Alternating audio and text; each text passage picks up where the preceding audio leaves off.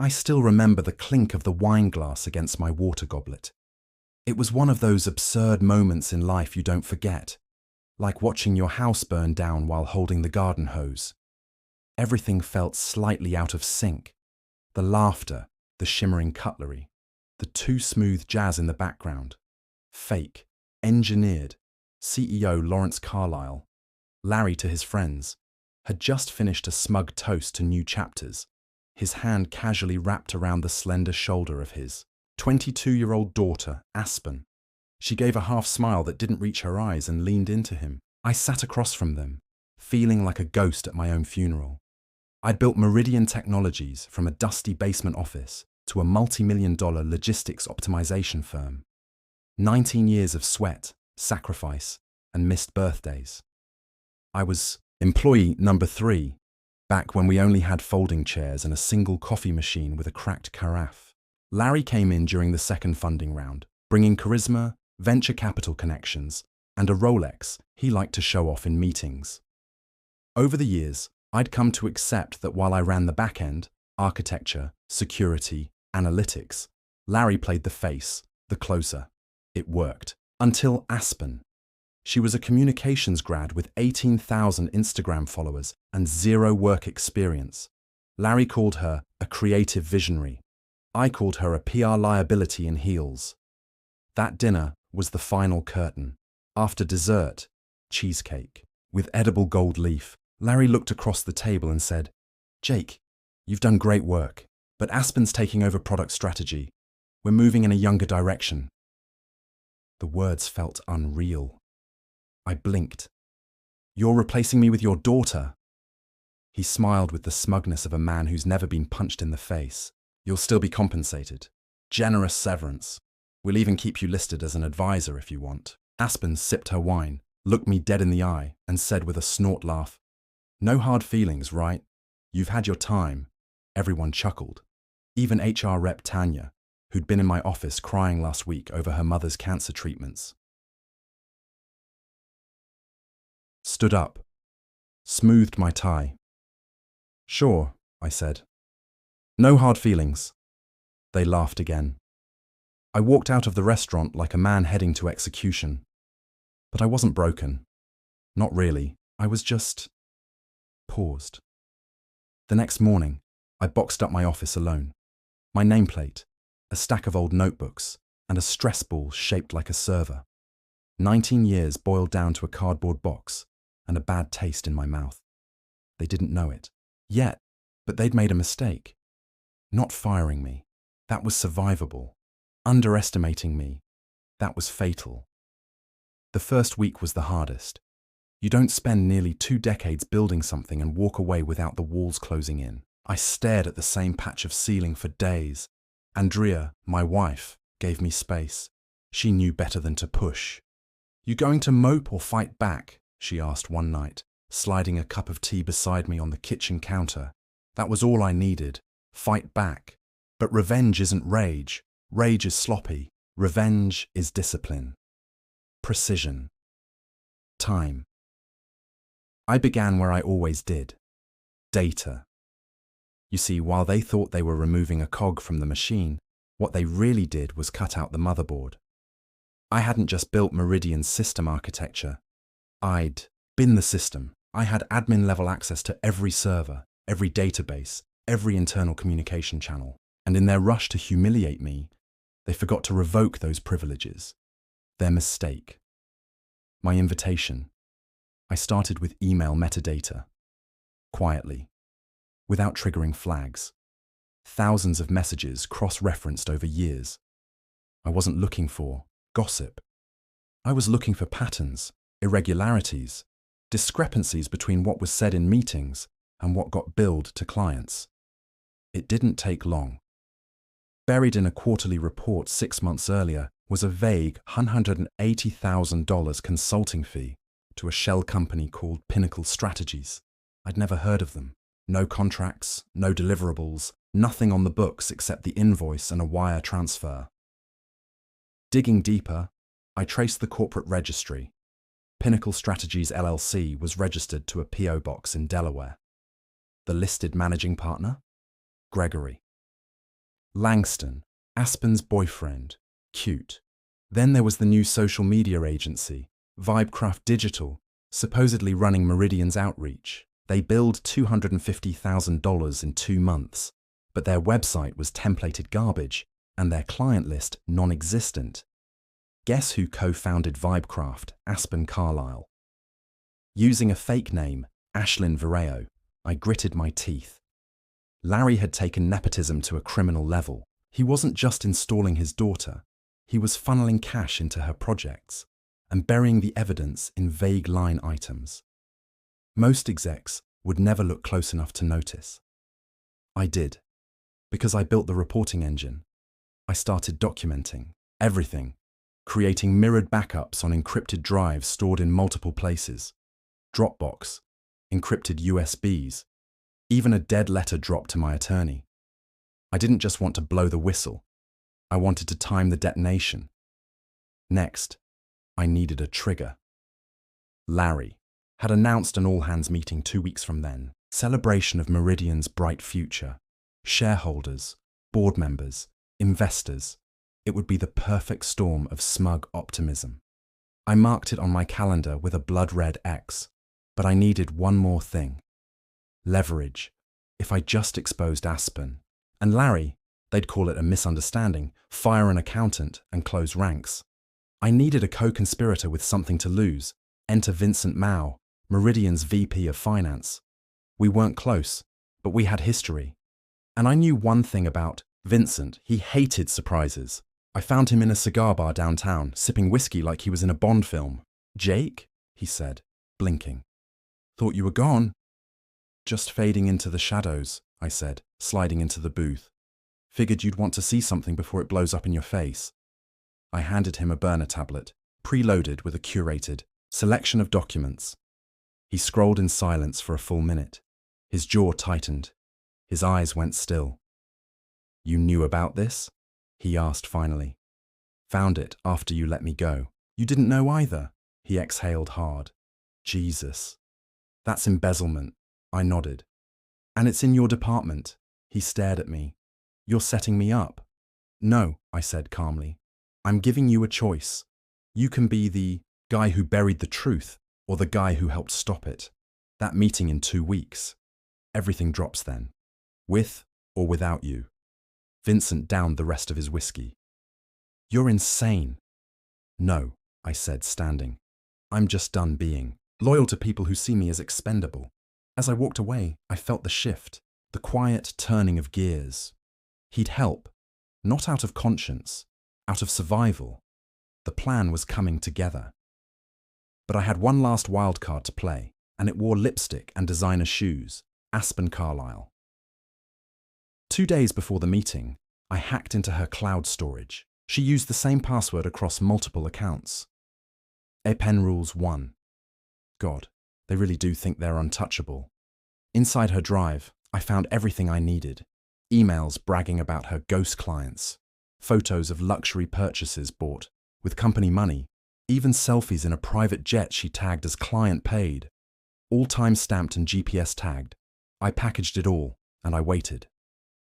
The day before the company meeting, I sent an anonymous email to 3 major shareholders and one particularly nosy journalist who covered corporate ethics. Subject line: "Before you applaud, read this."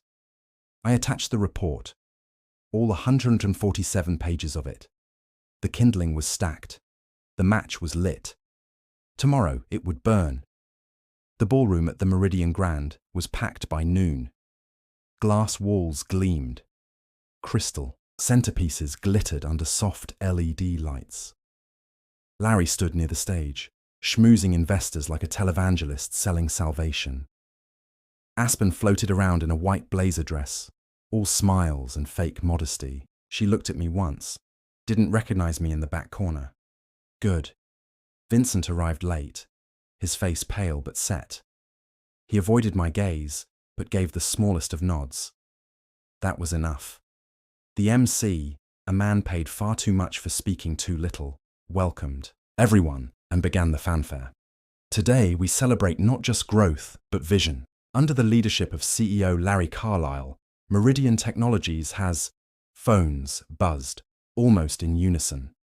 It started with a shareholder in the front row frowning at his screen, then 2 more, then 6. A ripple of whispers, like distant thunder. The journalist I'd tipped sat in the 3rd row, already typing furiously into her tablet. Larry hesitated. If I could have everyone's attention. Too late. Someone shouted, "What's this about Pinnacle Strategies?" Another voice, "Is this real?" Then one of the board members, a wiry woman with sharp eyes, stood and pointed at Larry. "Is it true your daughter funneled company funds into personal ventures?" The room fell into chaos. Aspen froze mid-step, her face drained of colour. She turned toward her father. "Dad, what are they talking about?" Larry raised both hands. "This is a smear job, a hack. It's fake news." But the journalist stood up, holding her tablet. "I've confirmed 5 of the LLCs, the emails, match IRS filings. The timestamps align with Meridian disbursement schedules. This is very real." Vincent stepped forward. For a moment, I thought he might bail, but he cleared his throat and said into the mic, "As Vice President of Finance, I was unaware of these transactions.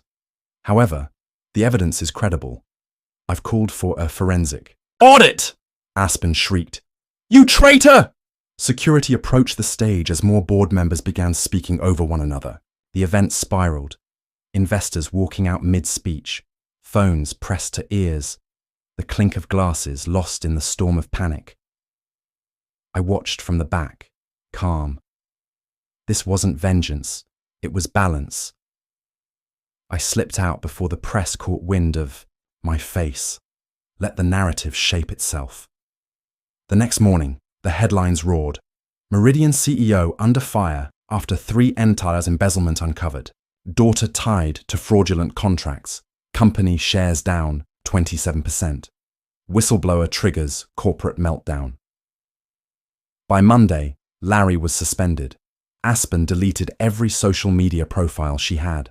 The shareholders demanded an emergency session.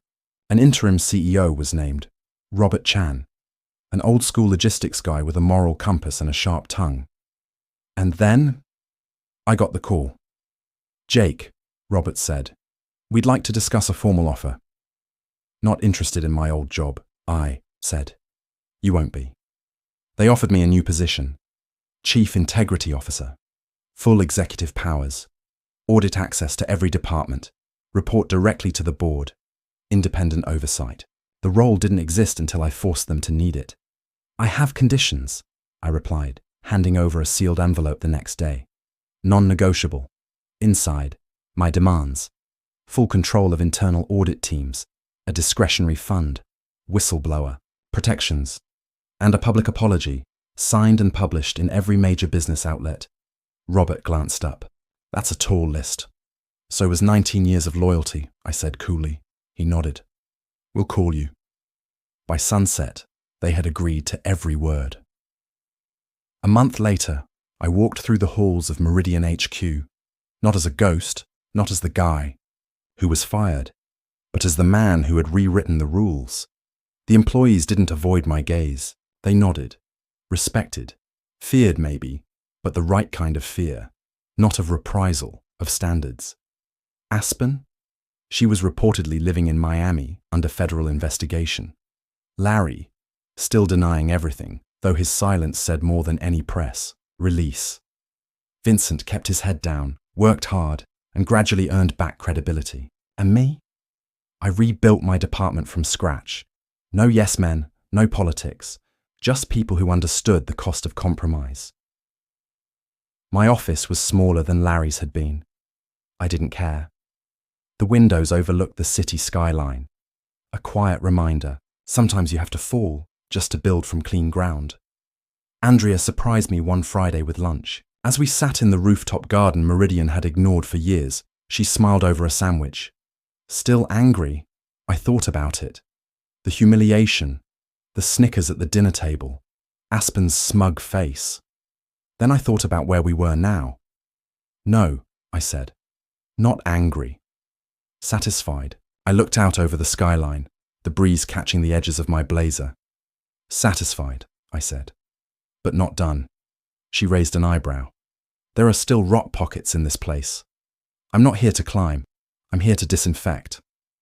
Andrea laughed. You and your metaphors. They keep me sharp. Later that night, as the city lights blinked awake, I posted a single update to LinkedIn. Revenge is best served, not cold, but calculated. Precision is the new power. Integrity. Within minutes, recruiters, former colleagues, and even board members from other companies reached out. Everyone wanted the guy who took down a CEO without ever raising his voice. 6 months passed. The media. Buzz faded, but the impact hadn't. Meridian's stock rebounded slowly, not to where it had been, but far from the cliff it had dangled over. The board held quarterly integrity reviews now. Robert implemented a whistleblower hotline, which, funneled straight to my team, we had bite now. Teeth. Larry Carlyle's trial was set for the fall. He maintained innocence, of course, though documents leaked to the press had his signature on at least 2 fraudulent contracts. The DOJ was circling. Aspen refused to testify, claiming emotional trauma. She'd been spotted in Tulum, partying on what was likely stolen money. That wouldn't last. The extradition treaty with Mexico was strong. Time was ticking. I didn't watch their downfall gleefully. I watched it analytically. Like watching a structure collapse you knew was doomed long ago. Satisfying, yes. Personal? Not anymore. Because I'd moved on. I'd become a different man, in the silence between headlines. Not the guy begging to be seen, not the one buried behind terminals and polite nods. I was sharper, still calm, but edged like a scalpel. And people noticed. Consulting firms reached out for security audits. Boards asked for guest lectures on whistleblower policy. Even a small university offered me an honorary degree in ethics. Irony that, 18 months ago, I was just Jake, the IT guy. Now, my name carried weight. One Thursday, Vincent knocked on my office door. He looked healthier now, less guilt in his eyes, more steel in his posture. Got a minute? I nodded.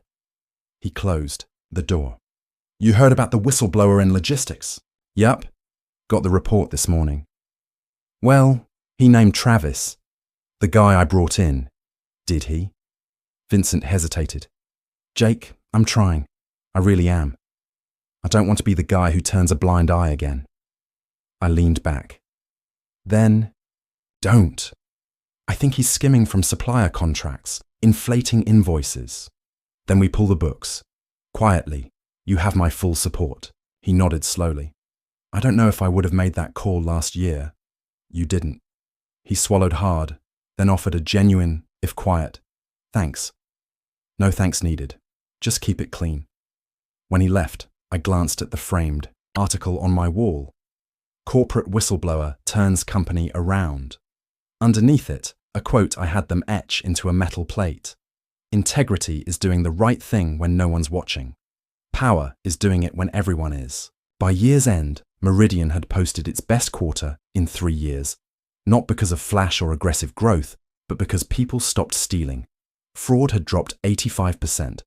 Anonymous tips increased tenfold. Trust took time, but it was growing. Again, one audit at a time. And me?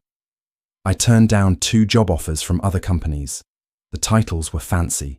The pay was massive. But this wasn't finished. Not yet. One morning, as snow dusted the city, I sat in my office sipping black coffee when Robert walked in without knocking. He never did. You see this? He said, tossing a red folder onto my desk. I opened it. A hostile takeover attempt. A competitor had sensed blood and made a play, offering shareholders a buyout with aggressive terms. Bold, risky, but potentially devastating. We've got 2 weeks, Robert said. Unless, I looked up. Unless. You join the shareholder call next Thursday. Walk them through what's really going on here. From your mouth. Why me? He smiled faintly. Because they trust you more than they trust us. You're the one who bled for this place, the one who caught the rot, The guy who didn't flinch. I closed the folder. I'll do it. He nodded once. Good, because if we let them win, now, everything you built dies in a fire sale. Thursday came. Shareholders filled the digital conference line. Over 300 participants. Some silent, some aggressive. I spoke slowly, clearly. Laid out our improvements, audit results, culture shifts, fraud stats. Presented facts, not emotion. Then I ended with this. You all remember where we were a year ago.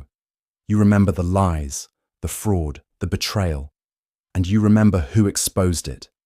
Not for gain, not for revenge, but for truth.